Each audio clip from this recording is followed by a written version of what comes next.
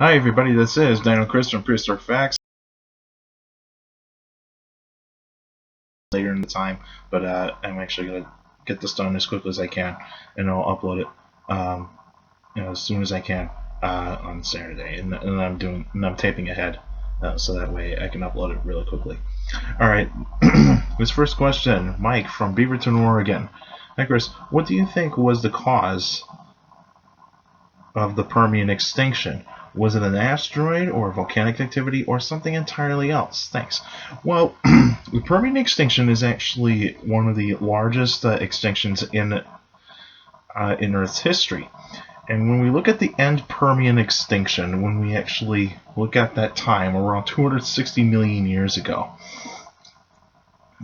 we actually see that, there was a huge event that actually happened that caused numerous amount of species to die out. And at first it was actually thought to be an asteroid impact, because there has been trace amounts of iridium that have been found in Permian sediments. But the problem is that these where these iridium where the element iridium was found was actually in very limited areas, and so it was actually only found in like central parts of the United States, and also some parts, I believe, in Africa and Europe. So it wasn't that much of a cataclysmic event there.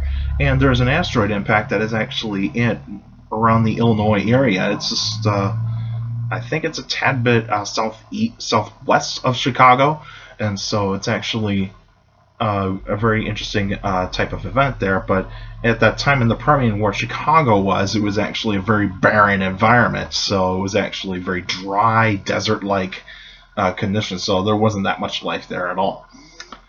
And then so, if an asteroid or a meteorite didn't cause this type of event, what could?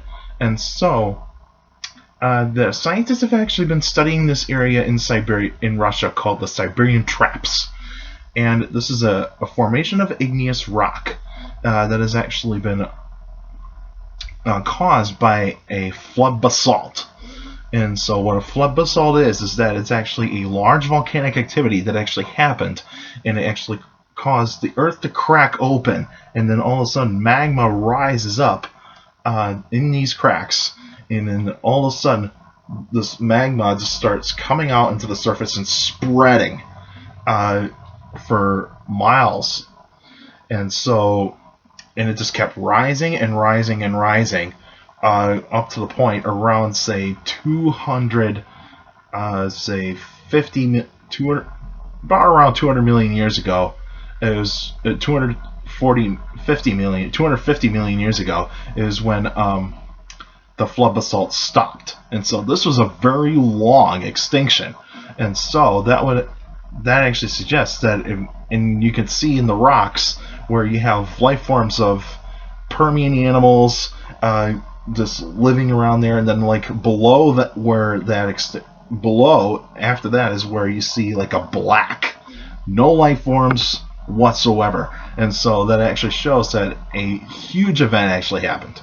And so the evidence actually suggests that there was a large volcanic activity that actually caused this extinction. So the Siberian Traps were pretty much the place to actually be considered as where ground zero actually happened.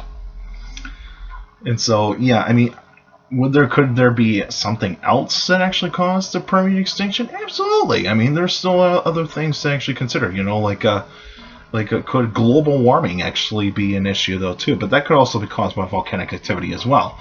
Was there say a gamma ray burst that actually happened? It's a controversial theory, but it's actually not too far-fetched. But it's actually a very controversial theory. How could gamma rays actually get to Earth from like light years away? But it could happen. It's just that a star has just got to be pretty close to where the solar system is, and so that's pretty much just what's going to happen of that. But I would say that the volcanic activity would actually be the best evidence to support the Permian extinction basically the cause of the Permian extinction, especially the Siberian Traps.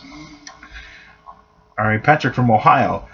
Are sauropods warm-blooded? That's an interesting question. I would actually say that considering that we're actually seeing that dinosaurs are still a hot topic in terms of whether or not they are warm or cold-blooded, it seems that the evidence is supporting that they are like in between warm and cold-blooded, but it's still uncertain. And so I would actually go as far as to probably say that with the metabolism of most dinosaurs, they are probably, because the metabolism of dinosaurs shows us that they are very highly active animals, and so when you have highly active animals, that suggests that it's more of like a warm-blooded type of metabolism.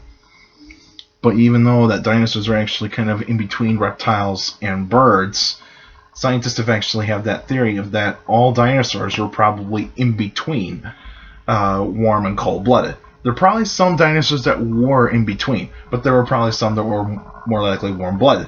Sauropods, I would actually consider probably in between.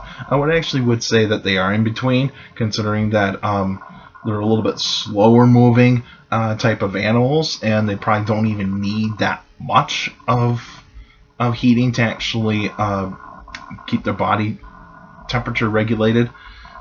So yeah, I would actually say that they are in between warm and cold-blooded sauropods, whereas like theropods are probably more closely towards the warm-blooded type of lineage. All right, Brendan from Morris, New York. I tried to message paleontologists. Who should I email to? Well, you see, there's so many paleontologists to actually contact, but if you actually have connections on like Facebook or Twitter, you can actually contact them. You can actually ask them pretty much on like their Facebook page, or otherwise if you want to like ask them in terms of an email. If they are like working for a university, you can actually look their email address up in the in like the school in the university's website. If you actually type down like their name in the search category, you might find their name, and then they'll actually have like the list of contact information. I wouldn't go as far as calling them. I would actually say just message them, probably just like with an email, or otherwise if they are on social media, feel free to ask them. But even though with certain scientists, they are going to be pretty busy, so they are not likely going to answer your questions right away, and so that is pretty much the flaw of actually asking a lot of questions to a lot of scientists on social media, is that they're so busy, is that they can't answer them all, and so that really actually kind of puts a damper on there. They're not really ignoring your questions, it's just that they're just so busy they just can't answer them. Like they got classes to teach, or otherwise they actually just feel like that they got so much on their plate, like say doing a paper, or otherwise gathering data, for a special, for like a hypothesis, or like a paper or scientific research that they're trying to do. I mean, they have busy lives, and scientists are always going to have busy lives. There are some scientists that don't answer to the public. I mean that's their choice. But even though it's just that the public would like to know